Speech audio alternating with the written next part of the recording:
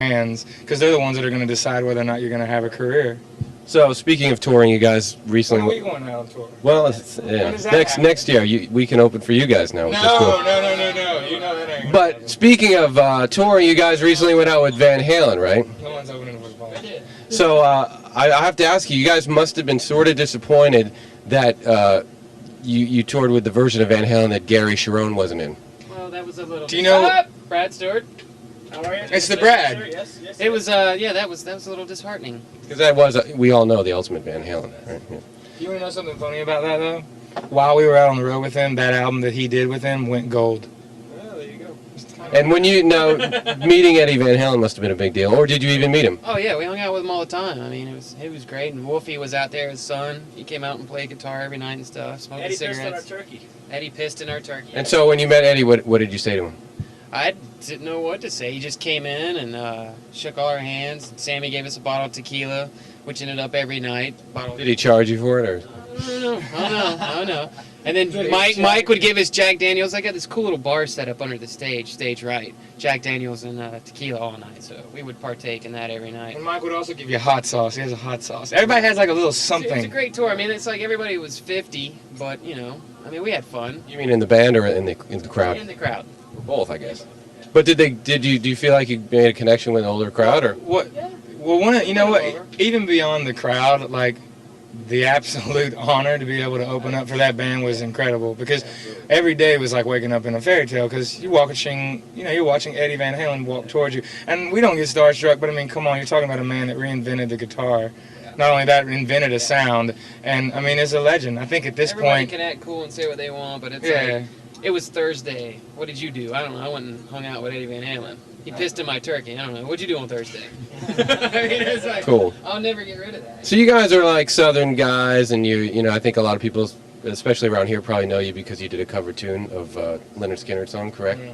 We did a tribute tune. We call it a tribute tune. Okay. Tribute. You know how that is. But I'm just wondering, because I think that maybe some of your influences are, would be obvious to some of your fans. But is there anything musically that you guys draw from that would be sort of a weird surprise that no one would expect? Because you guys are pretty rootsy rock, like you get it. But is there anything that you draw inspiration from that would be a surprise? Very strange. I think each one of us is different. The hard thing is we're all different. I mean, for me, it's James Brown and Parliament Funkadelics and bands like that. For him, it's Jeff Buckley, and then you got death metal too. So. Deicide, Morbid Angel.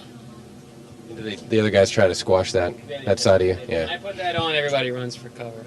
Not all the time. It just depends on we're in the mood. Like, my biggest influence is Otis Redding and a lot of soul. Like, I mean, I love rock, and I was, that rock kind of stretched its arm out and pulled me in. But I mean, as far as like, a lot of my style came from soul singers, especially Otis.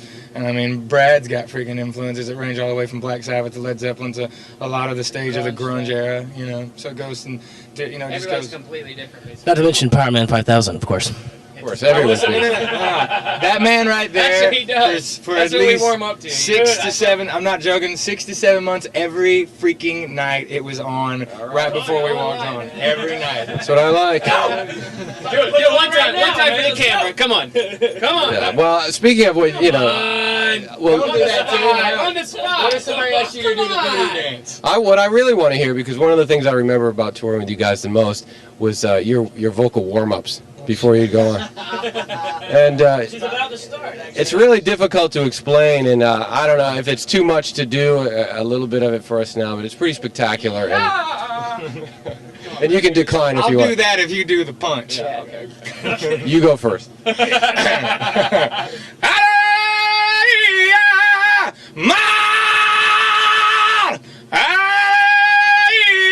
All right, give me the punch. See that? Yeah. But anyway, Give me the whole punch. That's all you got. Come on. I need it. Come on. Yeah. You go. You got it. The finger. This is basically means. Give us 101, Spider. Well, you need the finger because this signals to the crowd that something's going to happen. Just hold on. You sort of gotta get the sneer. you scan the crowd and something's happening, and then musically something does happen. Then you turn this into like, okay, now check the guitar player out. He's playing a riff. Okay. Granted, it's this today? one finger down tune riff, but it still sounds good. And then you just go for it. Months. I don't know. I'm out of practice.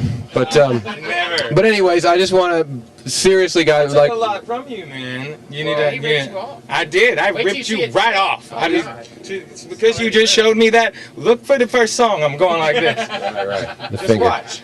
Excellent. But anyway, seriously, guys, it's like I heard about the success when I was at home, and I couldn't be happier for you guys because great bunch of guys, great band, excellent players, blah blah blah. So couldn't happen a better band, and I'm glad I could be.